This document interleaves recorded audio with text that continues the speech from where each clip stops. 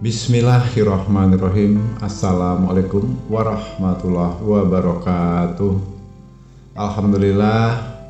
Alhamdulillahirrabbilalamin. Puji syukur kita sampaikan kepada Allah Subhanahu wa ta'ala, yang mana pada kesempatan kali ini kita bersyukur masih dapat berjumpa kembali di channel Jalan Surga ini, tentunya dengan masih diberikan kesehatan baik secara lahir maupun batin, dan semua kenikmatan serta karunia-Nya tak kurang dari suatu apapun. Amin, amin ya robbal alamin. Tak lupa juga seperti biasanya, sebelum kursi dilanjutkan, untuk terlebih dahulu marilah sama-sama kita menyampaikan salawat dan salam tentunya hanya kepada beliau, junjungan kita baginda Rasulullah Nabi Muhammad SAW, yang mana sama-sama kita ketahui berkat beliaulah kita semuanya, khususnya umat muslim dimanapun saja berada, telah dikeluarkan dari alam kegelapan dan telah menuju alam nur atau cahaya seperti apa yang kita rasakan saat ini. Amin, amin ya robbal alamin. Allahumma sholli ala sayyidina Muhammad wa ala ali sayyidina Muhammad. Allahumma sholli wa sallim wa barik alaihi. Al-Fatihah.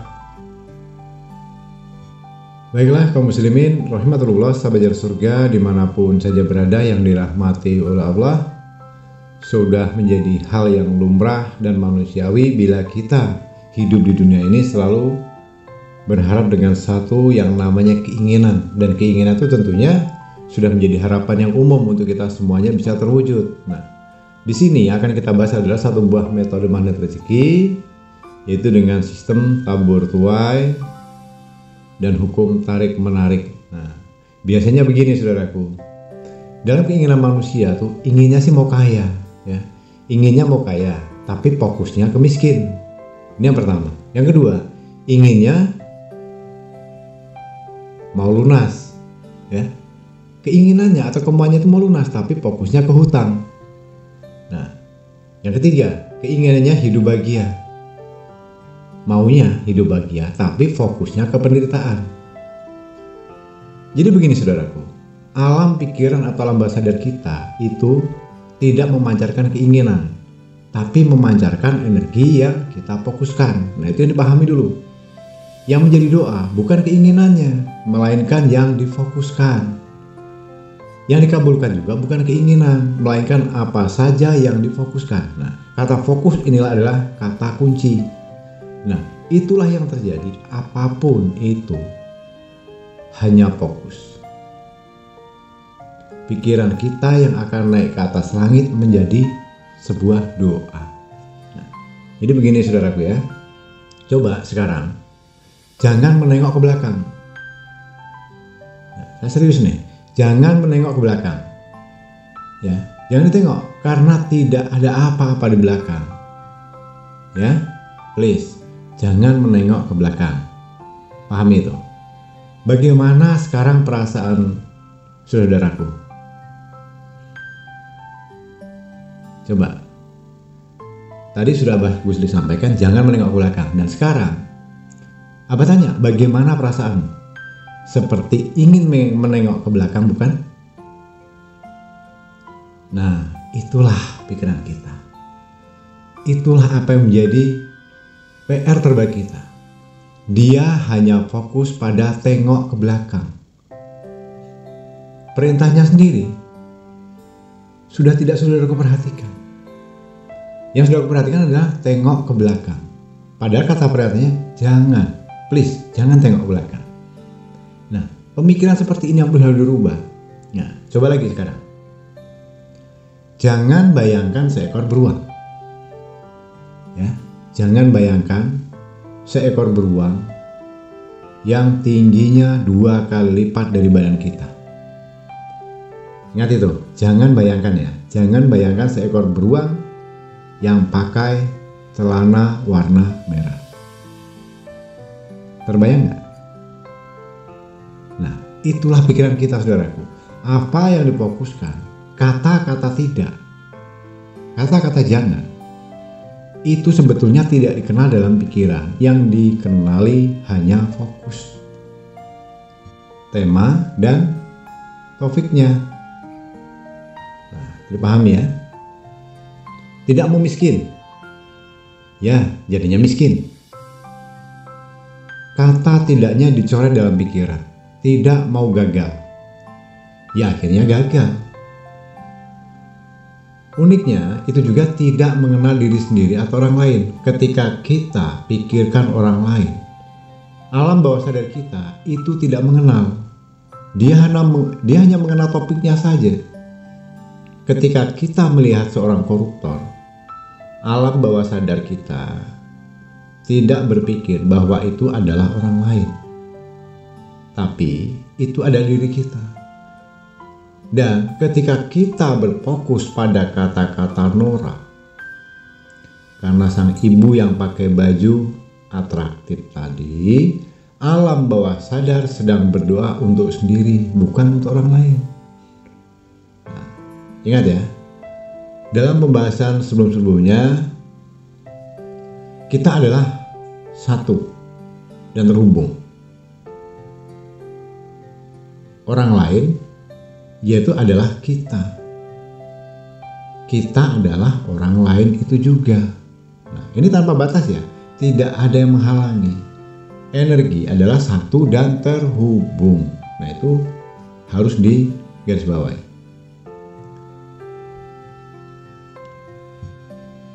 Nah, arti atau pengertian dari penerjemahan ilmu yang Abah sampaikan ini adalah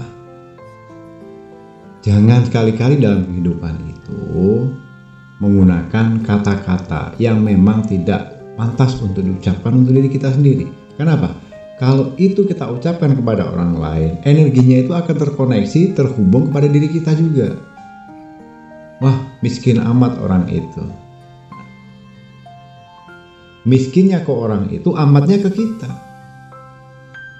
Celakanya orang itu. Celakanya ke orang itu, nyanya ke kita.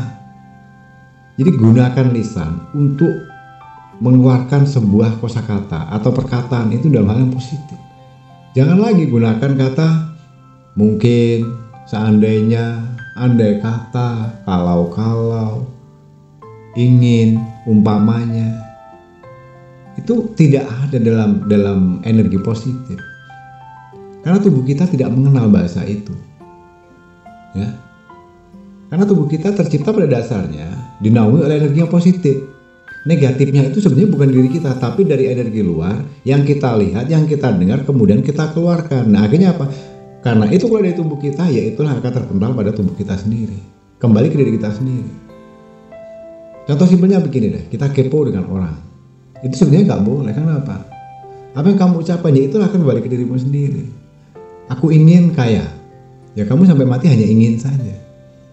Umpamanya saya punya duit beli ini, ya umpamanya sampai mati, ya umpamanya saja.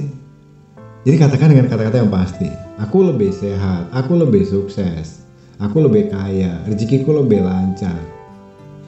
Aku manusia yang berguna, aku manusia yang bermanfaat. Aku manusia yang sukses dan aku manusia yang kaya raya. Uang selalu mengikutiku. Ingat, jika dalam hidupmu hanya sibuk mengurusi orang lain selama masa usiamu, pertanyaannya satu. Kapan kamu akan memperhatikan dirimu sendiri? Jadi apapun yang kita lihat, itu diganti mindsetnya. Kata-katanya dirubah dengan kata bersyukur. Alhamdulillah, terima kasih ya Allah, tetanggaku beli mobil. Terima kasih ya Allah, hutang orang itu lunas. Ternyata kekayaanmu di mana-mana ya Allah. Itu hanya kata-kata yang biasa, saudara. Tapi kalau itu sering diucapkan, akan menjadi suatu hal yang luar biasa dan kembalinya ke diri kita. Yang pertama. Baiklah kaum muslimin rahimatullah, sahabat jalan surga yang dirahmati oleh Allah. Jadi mulai saat ini sepertinya indah banget ya. Indah sekali jika hidup kita itu di reset ulang, ya, di restart. Kalau memang kita mau mengubah nasib, ya, mau mengubah nasib kita menjadi lebih baik. Jika kita belum puas dengan nasib kita yang sekarang, nah artinya ada yang harus kita ubah. Nah, jika setelah nanti mendengarkan audio dan video ini merasa mendapatkan pemahaman baru yang lebih baik, itu karena energi yang masuk ke pikiran saudaraku dari apa yang Abah Kuli sampaikan ini. Dan ini adalah energi yang positif, dan akhirnya energi yang terpancar dari saudaraku menjadi energi yang positif, ya, gitu ya. Ada beberapa hal yang harus saudaraku pahami. Setiap saat otak kita itu menyerap 2 juta informasi per detik. Bayangkan itu, 2 juta informasi per detik. Seperti saya menyampaikan sebelumnya, lalu memancarkan 60.000 pikiran. Itu setiap hari. Maka sangat penting dalam memperhatikan input otak kita agar yang keluar adalah pikiran-pikiran yang positif. Sama halnya dengan menjaga tubuh agar selalu sehat, ya, selalu ceria, selalu energik, selalu bahagia. Selain dengan mengontrol penggunaan badan, yang lebih penting juga adalah menjaga asupan nutrisinya agar yang masuk ke dalam tubuh hanya nutrisi yang terbaik. Otak itu sebagai pemancar energi yang kita kirim di alam harus selalu dipastikan mendapatkan nutrisi terbaik sehingga nasib yang dipancarkan pun nasib yang baik. Mulai sekarang, saudaraku, tinggalkan semua asupan energi yang tidak positif. Artinya, energi-energi negatif tinggalkan. Ya. Televisi, acara di TV itu bercampur antara konten positif dan konten yang tidak positif. Nah, saat misalnya kita melihat konten positif di televisi, tiba-tiba ada berita breaking news, contohnya ya, ini contoh saja, ada berita breaking news, atau ada iklan tidak baik yang lewat. Sebenarnya bukan meninggalkan sama sekali, tapi kita tidak punya sensor yang sensitif. Kalau ada iklan yang jelek, tersensor kan nggak mungkin, namanya televisi. Nah, saat ada konten yang tidak baik, langsung saja matikan. Percaya atau tidak? Faktanya lebih banyak acara yang tidak positif daripada yang benar-benar bermanfaat di televisi, ya, atau di TV itu. Maka kita harus benar-benar efektif, selektif, memilih tayangan yang baik. Agar apa? Agar hidup kita juga menjadi hidup yang baik. Nah, itu dari tayangan ya. Yang aman, matikan saja sepanjang hari. Lihat televisi atau TV itu ketika benar-benar dibutuhkan dalam hal yang positif. Ini kan kadang nggak, TV-nya dinyalakan terus kadang sampai 24 jam berjalan dengan sendirinya. Yang negatif-negatif, berita nggak bagus, pornografi, yang pelecehan, yang tentang korupsi dan sebagainya, itu kita perhatikan secara tidak langsung. Itu akan berdampak kepada otak, pikiran, alam bawah sadar kita sendiri. Ya. Nah, seperti berita-berita, ada pepatah yang sangat terkenal dalam dunia berita. Berita buruk adalah berita yang bagus untuk diberitakan. Nah, artinya contohnya begini, jika wali kota digigit anjing, itu bukan berita. Tapi kalau wali kota menggigit anjing, nah itu baru berita. Prinsip itu harus dipahami, membuat kita kehilangan realitas. Kehilangan realitas hidup yang baik. Berkali-kali kita dijejali dengan apa ya? Dijejali seperti berita seperti itu, maka sudah dipastikan hidup kita tidak akan menjadi normal, saudaraku. Pernah suatu saat saya telepon seorang teman yang mau pergi ke Kalimantan, tempat tinggal saudara. Di sana aman nggak? Katanya banjir. Wah, dalam hati saya, kalau di sana banjir, bagaimana dengan tempat saya? Ternyata dia baru saja melihat berita tentang di tempat dia yang banjir. Sangat tidak sesuai dengan realitas yang ada di hidup kita di kontrol berita, ya, hingga menghilangkan kehidupan sebenarnya yang penuh keindahan. Artinya jika tidak penting, berita itu tidak usah dikonsumsi sama sekali, ya, jangan dikonsumsi, jangan dilihat, jangan didengar. Bahkan Nabi Muhammad SAW melakukan puasa berita di akhir Ramadan. Beliau selalu bertikaf di masjid, salah satu tujuannya adalah untuk mengurung diri dari berita-berita tidak positif yang tersebar. Di zaman Nabi, yang belum ada media masif seperti zaman kita saat ini, saudaraku. Artinya setelah mendengarkan audio ini, coba saudaraku lakukan puasa berita. tidak mengetahui apapun yang terjadi di luar hidup saudaraku. Nah, nanti rasakan sendiri sensasinya, rasakan sendiri manfaatnya. Wah, luar biasa, indah banget hidup kita, seperti tanpa beban, tanpa memikirkan sesuatu. Fokus kita hanya satu kepada diri kita sendiri dan Tuhan Sang Pencipta. Karena tidak ada yang mengotori atau yang mempengaruhi pola pikir kita yang ada dalam ingatan kita. Seperti acara-acara infotainment saudaraku. Jika saudaraku sebelumnya adalah penggemar berat infotainment, mungkin saat ini sudah jauh lebih paham. Kenapa? Hidup saudaraku menjadi tidak mudah dijalani. Berita-berita tentang selebriti itu masuk dalam pengaruh alam bawah sadar lebih cepat dari berita yang tidak memiliki hubungan emosional dengan pemirsanya atau penontonnya. Nah, salah satu akses tercepat untuk masuk ke dalam alam bawah sadar adalah pengaruh otoritas dari tokoh-tokoh yang dikagumi. Apapun gaya kehidupan mereka, tiba-tiba akan menjadi gaya hidup penontonnya atau pemirsanya. Bahkan termasuk yang tidak ditampilkan di televisi. Itu seperti kehidupan mereka yang sebenarnya suka minum minuman keras, kongko dengan barang-barang tidak halal dan lain sebagainya. Semua itu ternyata termasuk dalam kehidupan pemirsanya atau penontonnya.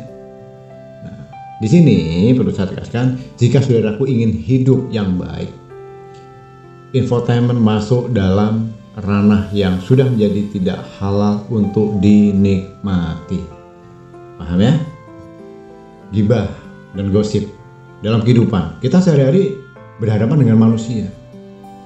Maka sudah jelas topik yang dibicarakan adalah tentang manusia, ya, tentang seputar hidup manusia. Tapi yang lebih sering beredar adalah sisi berita yang tidak positif tentang manusia. Ketidakbaikan teman, tetangga, keluarga menjadi topik yang asik dibicarakan. Nah ini, padahal dalam gosip itu terjadi ketidakadilan. Terjadi ketidakadilan yang akut. Setiap orang pasti punya sisi baik yang jauh lebih banyak daripada sisi yang tidak baik. Kira-kira begitu nggak? Nah, ini ya, dengan membicarakan aib orang lain, itu sebenarnya kita sedang mengundang ketidakadilan dalam kehidupan kita itu sendiri. Ini karma ya, atau hukum yang memang tidak bisa kita hindari, dan itu fakta loh. Jika hidup kita selama ini mungkin merasakan ketidakadilan, bisa jadi karena kita masih terjebak dalam hidup yang penuh pembicaraan aib saudara-saudara kita sendiri. Demi Allah. Seperti firman Allah, janganlah kamu mencari-cari kesalahan orang lain. Janganlah sebahagian kamu menggunjing sebagian yang lain. Sukakah salah seorang di antara kamu memakan daging bangkai saudaranya yang sudah mati? Insyaallah. Nah, maka tentulah kamu merasa jijik kepadanya. Maka bertakwalah kepada Allah. Sesungguhnya Allah Maha menerima tobat lagi Maha Penyayang. Nah ini di Quran surah Al-Hujurat di ayat 12 ya. Itu perlu dipahami saudaraku. Artinya mulai detik ini katakan goodbye, selamat tinggal untuk gibah dan kepo. Kemudian yang berikutnya, konten-konten yang tidak sehat di internet. Ini zaman modern, semuanya serba zaman digital. Hati-hati ya, internet itu tentunya berguna sekali untuk kehidupan kita. Tapi sepanjang sejarah media, penggunaannya seperti pisau, ya, bisa bermanfaat dan untuk menyajikan makanan-makanan nikmat. Bisa juga untuk menjadi musibah dan dibuat sebagai alat melukai orang lain, bahkan bisa menghilangkan nyawa orang lain. Nah ini internet loh. Jadi sama dengan pisau, bisa untuk memotong buah, memotong makanan, memotong sayuran, bisa bermanfaat. Tapi kalau digunakan untuk melukai orang lain, apa jadinya? Na'udzubillah.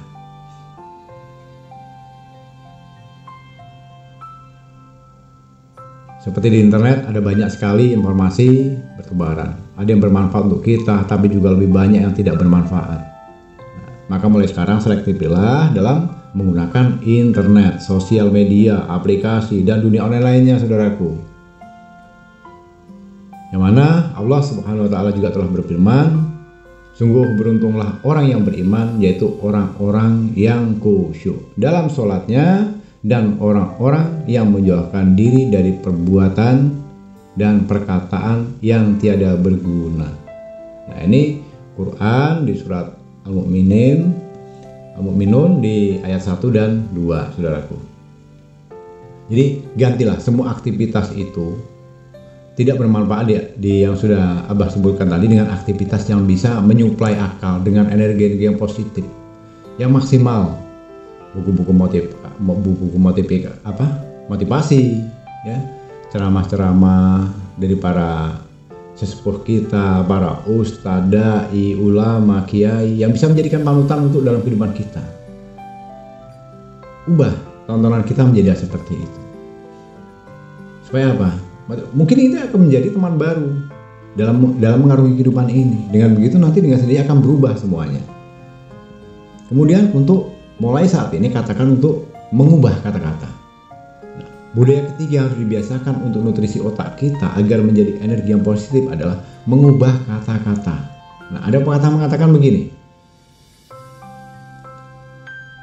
Mengubah kata akan mengubah dunia. Betul, pepatah ini benar sekali, saudara. Karena energi yang ada di dalam pikiran kita itu berubah keluar dalam bentuk simbol. Nah, sudah beribu tahun manusia menggunakan simbol dalam berkomunikasi dengan orang lain. Setiap simbol itu menyimpan makna tertentu. Satu simbol, kata menghimpun banyak energi yang ada di dalamnya. Misalnya ya, satu kata cinta, C-I-N-T-A. Apa yang Anda rasakan? Apa yang saudaraku rasakan? Ketika membacanya, mungkin terbayang saat-saat orang tua saudaraku memberikan cintanya pada kamu. Atau saat saudaraku mulai jatuh cinta dan suka kepada seseorang. Atau terbayang kasih sayang saudaraku kepada anak-anak saudaraku saat ini. Nah, jadi begini, dengan kata cinta, C-I-N-T-A, saya baru saja mentransfer energi kepada orang yang sedang mendengarkan audio ini, mendengarkan suara ini. Ajaib bukan? Nah, itu. Jadi hanya sebuah kata tapi saya bisa merasakan. Saudaraku mungkin tersenyum sekarang. Nah, padahal hanya kata yang saya sampaikan, cinta. Otomatis itu akan terkontaminasi, akan mempengaruhi diri kita dan akan bayangkan apa sebuah kata cinta itu. Dengan begitu kita tersenyum, ingat mantan, ingat orang tercinta, ingat orang tua, ingat anak, dan ingat semuanya yang kita cintai saat ini. Bisa jadi seperti itu. Setelah saudaraku mendengarkan audio ini, saya pastikan saudaraku akan sensitif dengan kata-kata yang keluar dari lisan saudaraku. Setiap kata itu akan menjadi energi yang tersebar ke alam dan terpancar menjadi doa dan terwujud menjadi nasib saudaraku itu sendiri. Ayo, monggo, mari kita renungkan fakta ini. Manusia mengucapkan kata sulit, S-U-L-I-T, sulit, di tempat kerja. Itu biasanya terjadi antara 50 kali, 30 kali, bahkan bisa 90 kali, bisa ratusan kali sehari. Apa sebenarnya yang sedang dilakukan dengan ucapan kata itu? Ya, saudaraku benar. Mereka mengucapkan kata sulit, sedang berdoa mendapatkan kesulitan demi kesulitan. Kenapa? Dari pikirannya terpancar energi di seluruh alam semesta. Dia sedang meminta kesulitan hidup. Nauzubillah. Jadi artinya, jika saudaraku benar-benar membaca dengan sesaksama, mendengarkan dan mempelajari, memahami dengan sesaksama bab ini dengan runut dan teratur, saudaraku akan menemukan solusi untuk kata-kata yang terucap dari lisan saudaraku. Karena energi hanya mengucapkan apa yang difokuskan, ya. Energi sebetulnya itu apa yang kita fokuskan, itu yang diucapkan. Pahami ya? Nah, terus bagaimana Abah untuk cara mensiasatinya dengan tidak mengatakan kata sulit? Nah, solusinya sederhana saudaraku. Ubah kata sulit itu menjadi tidak mudah. Nah, begitu. Bandingkan dua kalimat yang Abah sebutkan ini. Sulit sekali pekerjaan ini. Abah ulangi ya. Sulit sekali pekerjaan ini. Ini yang pertama. Yang kedua, memang tidak mudah pekerjaan ini. Yang mana yang lebih nyaman, yang lebih enak, saudaraku ucapkan. Sudah jelas. Kalau menurut Abah Gusri, kalimat yang kedua, memang tidak mudah pekerjaan ini. Jadi bukan sulit untuk dikerjakan, sulit sekali pekerjaan ini. Nah, itu akan mempersulit kita sendiri. berdoa untuk mencari kesulitan hidup. Jadinya ucapkan lagi, ubah dengan memang tidak mudah pekerjaan ini. Nah, itu lebih nyaman. Nah, jadi kalau sudah aku perhatikan dalam apa yang Gusti sampaikan, hati-hati. Saya bisa mengucapkan kata kezoliman, tapi saya memilih ketidakadilan daripada beberapa kalimat di konten-konten lainnya atau sebelumnya di beberapa tempat. Dibandingkan untuk memilih kata, saya lebih memilih positif daripada negatif. Yang di beberapa tempat itu tidak mungkin bagus diganti, maka saya tetap memutuskan untuk menulis, mengatakan dan berbicara positif. Ya, sebut baik negatif. Dalam keseharian kehidupan, saya pun memilih untuk berhati-hati dalam berkata-kata. Contohnya begini ya. Sulit diganti menjadi tidak mudah. Berat diganti menjadi tidak ringan. Miskin diganti menjadi belum kaya. Sakit diganti menjadi kurang sehat. Benci diganti menjadi tidak senang. Mahal diganti menjadi tidak murah. Gagal diganti menjadi belum berhasil. Begitu caranya. Jadi selama ini mungkin fokus kita itu pada sulit, berat, miskin, sakit, benci, mahal, dan gagal. Nah, pada akhirnya itulah yang menjadi kata-kata yang terucap dan akhirnya menjadi nasib kita. Saat ini kita sedang siap mengubahnya menjadi mudah, ringan, kaya, sehat, senang, bahagia, murah, dan berhasil. Ya maka itulah yang terjadi, saudaraku. Kesimpulannya, ternyata mengubah nasib yang hanya semudah itu. Ya, mengubah nasib itu ya hanya semudah itu. Hanya dengan mengubah kata, saudaraku akan mengubah dunia. Hal ini mirip dengan mengubah channel radio. Ketika kita masuk ke frekuensi katakanlah 105,86 FM. Misalnya, maka suasana hati kita sesuai dengan frekuensi radio itu. Nah, jika lagunya sedih, ya kita ikut angkat ke bawah sedih, saudaraku. Tapi saat kita mengubah channelmu itu menjadi contohnya 9,95 FM misalnya, dan saat itu ada lagu yang bersemangat, bahagia, energik, happy, ya, maka kita akan bersemangat dan akan merasakan happy, nyanyi-nyanyi sendiri sampai bahagia, tersenyum tawa. Nah, jadi setelah mendengarkan audio dari Abah Gusri ini, saudaraku siap mengubah dunia. Ya. Siap mengubah dunia saudaraku sendiri. Ya. Jadi katakan yes. Nah gitu. Alhamdulillah. Tinggal mendisiplinkan diri untuk terus berkata-kata yang baik. Katakan dalam hati, saudaraku, untuk bersungguh-sungguh mengubah kata, mengubah dunia. Ya. Mengubah kata, ubah katanya sampai bisa mengubah dunia. Nah, setelah mendengarkan ini, akhirnya saudaraku mungkin akan belajar berbahasa kembali. Kalimat yang sebelumnya mudah saudaraku ucapkan, sekarang saudaraku harus berpikir keras menemukan solusinya. Misalnya, hari ini di kantor banyak orang nyebelin, yang bikin saya tuh sepanjang hari udah gitu bos pakai marah-marah, ngomel-ngomel, padahal dia sendiri yang salah. Nah, jalanan juga macet, ampun-ampunan deh. Akhirnya kerjaan juga berantakan. Pengennya sih saya cabut dari perusahaan yang gak jelas begini nih. Tapi mau gimana lagi? Saya belum dapat gantinya.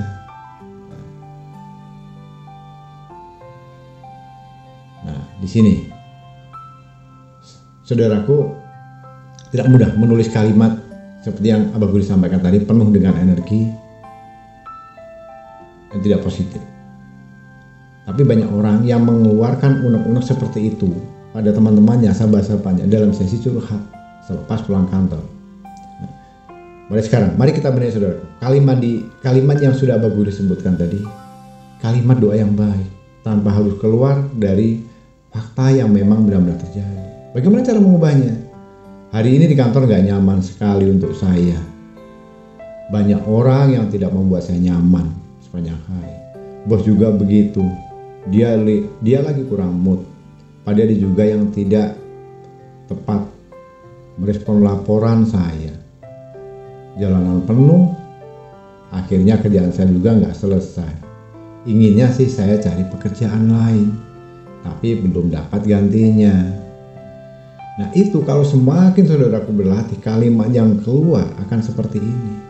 Hari ini dahsyat banget, orang di sekeliling seperti suplai energi yang luar biasa untuk kesuksesanku.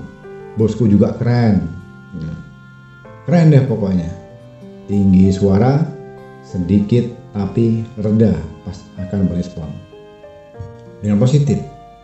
Jalanan penuh,